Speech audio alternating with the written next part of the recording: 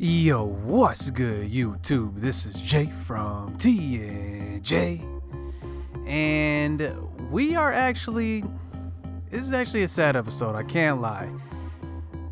We're going to be advancing a little bit through this season, and this is the first season we did join the SEC, but we kind of want to advance a little bit. I'll get into why a little bit later in this video, so make sure you do stay tuned for this whole video. Listen to what I'm saying here, but first we're going to look at some matchups going across the rest of the year. I mean, this is a pretty good Nebraska team, number 21 in the nation, and we went on the road and beat them by 9 points. Here you can see we're 5-3 at this point. We lost last week to Florida, and that was a tough game, mainly because we kind of played our hearts out. We played pretty good defense. Our defensive line had a pretty good game as far as rushing the quarterback, but we gave up too many yards on the ground. But this game, at least Albert Vick does not throw a pick. Albert Vick actually rushes for 75 yards. Alex Brown rushes for 85, and Jamel Cooley and Ben Miller both over 100 yards in this one. But then we move on to Tennessee, and on the road we do take a loss, a 7-point loss here. And you can see Kevin Oliver caught a touchdown pass, 33 yards from Albert Vick.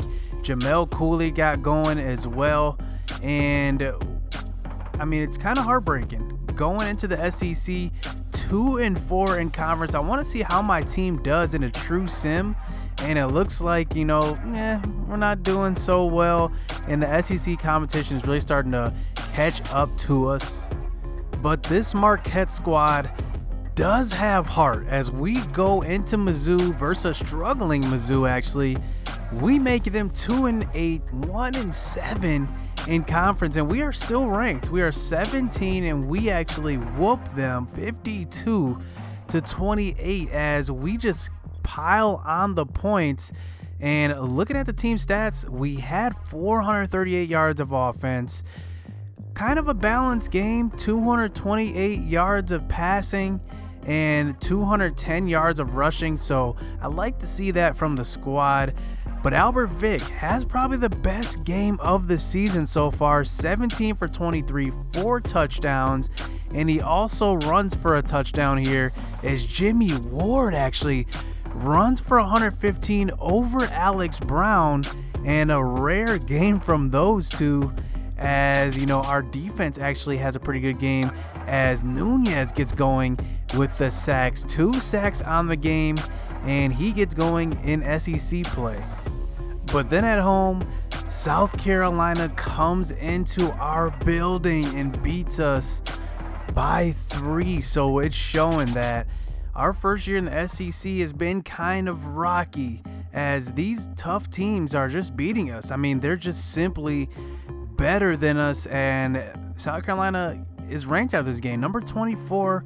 Albert Vick doesn't throw any interceptions, but just can't score enough points. He runs for 75, Alex Brown runs for 83, and nobody over 100 yards. And probably our defense couldn't really stop anybody, as we didn't have any turnovers. Let's just look at South Carolina's offense, as their quarterback Hart throws for 401 and straight blazes us through the air, as they have 159 yards receiving from Carter here, and that's going to be another loss. So can we win the last game of the season?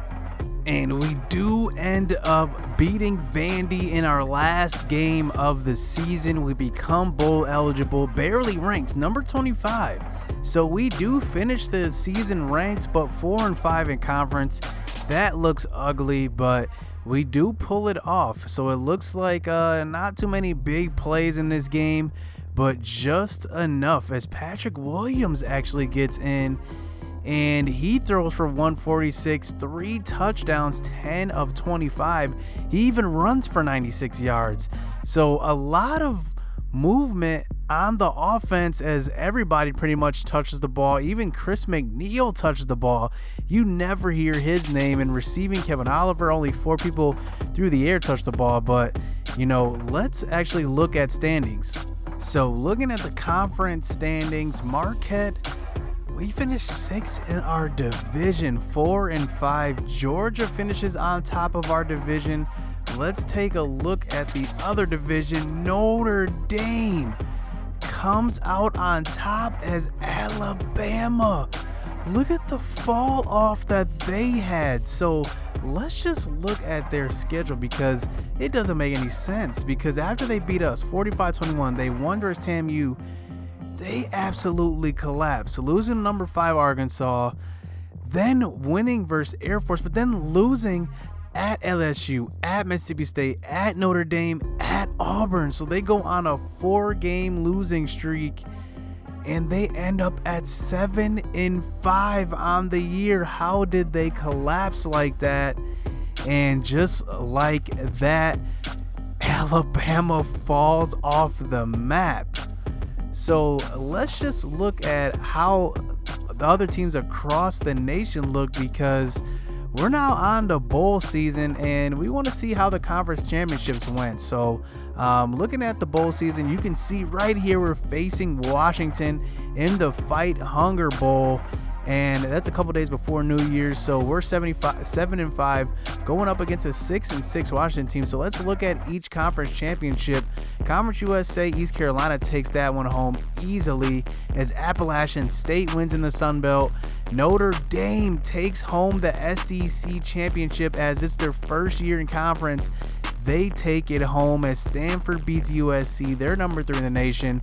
Florida State beats Pittsburgh, and they were undefeated Pittsburgh, and they lost in the ACC championship with a chance probably to go to the national title, and they lose that game, and Florida State likely ends up in the title game as Ohio State goes undefeated 13-0, 52-24 whooping over Nebraska as Kansas State beats Boise State in overtime in the Big 12, and Ball State wins in the MAC championship. So quite a bit of variety. You can see how all these teams have evolved over the past few seasons, and it kind of shows when you see teams like Ohio State number 1, Alabama 7-5, Pittsburgh almost competing for a national title.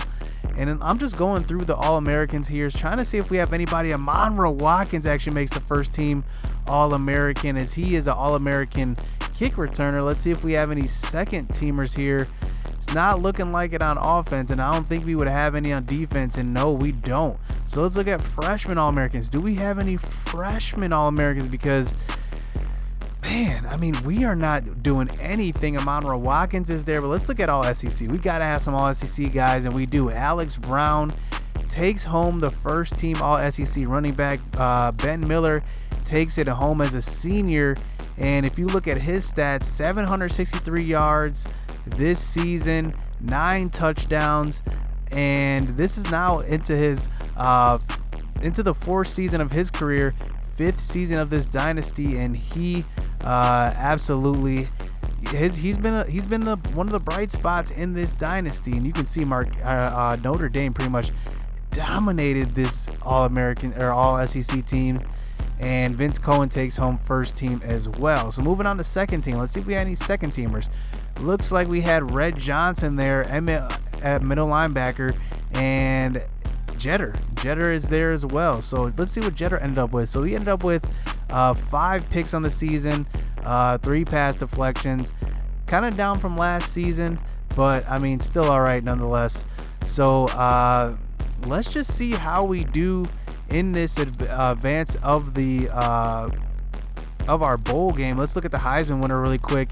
You know, to our surprise, Alex Brown actually finishes 5th in the Heisman voting, probably out of respect due to the seasons he's been having. But it looks like Ryan Herring wins it for Ohio State, 1,600 yards, 18 touchdowns, and let's look what he did through the air, only 62 yards receiving.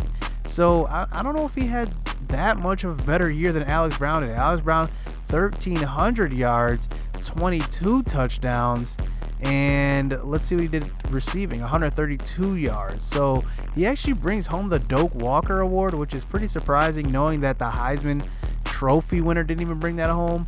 but Alex Brown did. So let's just see how we did in the bowl game. So we do end up taking home this bowl game, and this is gonna be bittersweet. And the reason why is because, you know, I stopped playing this Dynasty for a good while, and it was partly because MLB came out, and it was partly because I just got burnt out by this game. And I feel like when I started picking this back up, I just couldn't get back into this Dynasty.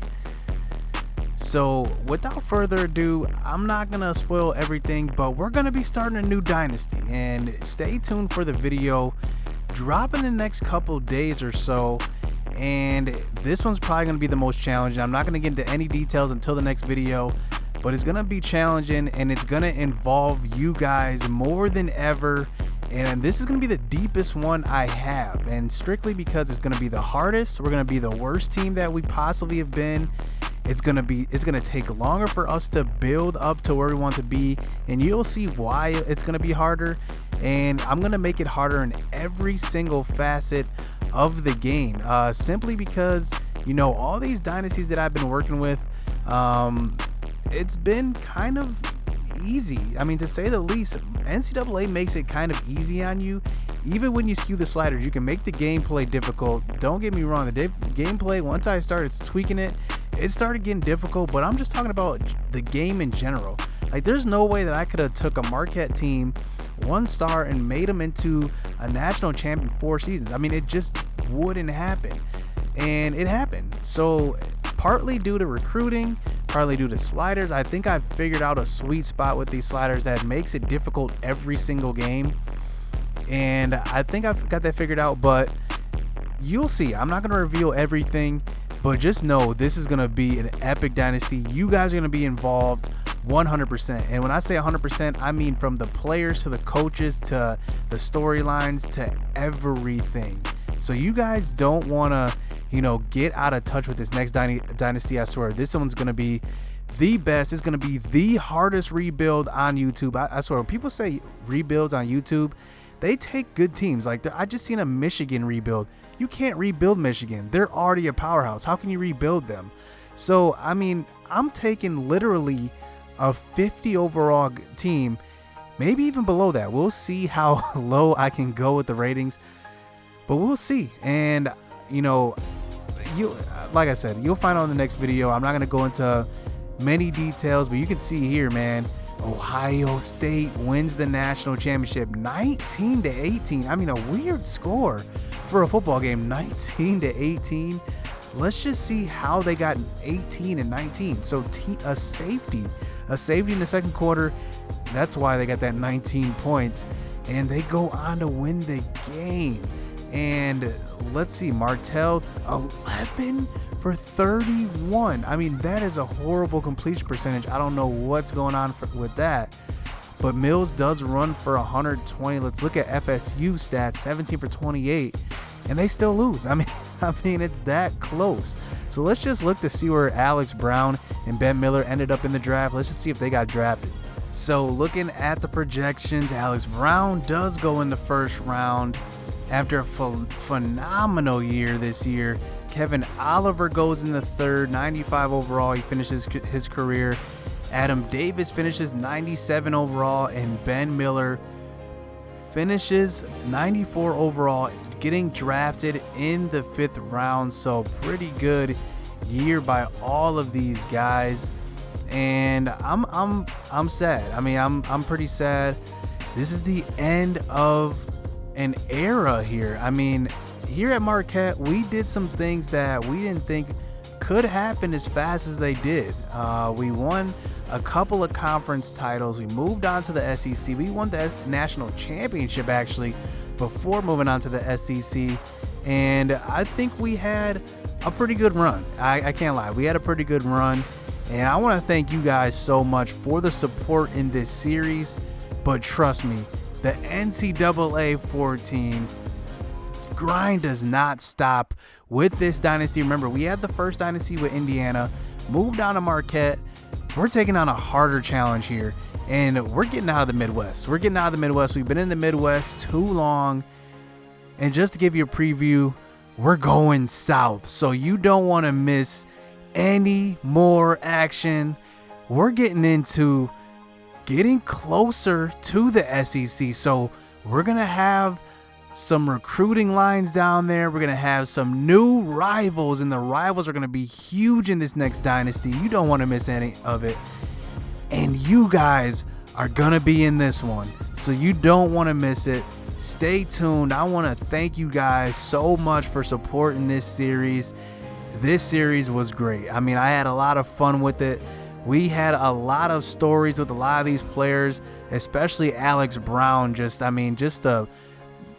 was just great. I mean, he's the greatest offensive player I've had in these two dynasties. And I don't even know if I really had anybody dominant on defense in this dynasty. I don't think I really did. Nobody that really just dominated. And we'll see how it goes next dynasty, because it's going to be interesting. A lot of position battles, a lot of that type of thing. And people are going to be getting their spots taken. Injuries, everything's going to be happening in this one. So you don't want to miss anything in this next dynasty. So thank you so much for the support in this one. But you know the rules. Hit subscribe, hit that like button, because you don't want to miss what's coming at you. So thanks for the support in this series. We're moving on to the next one. So let's get it. Let's go.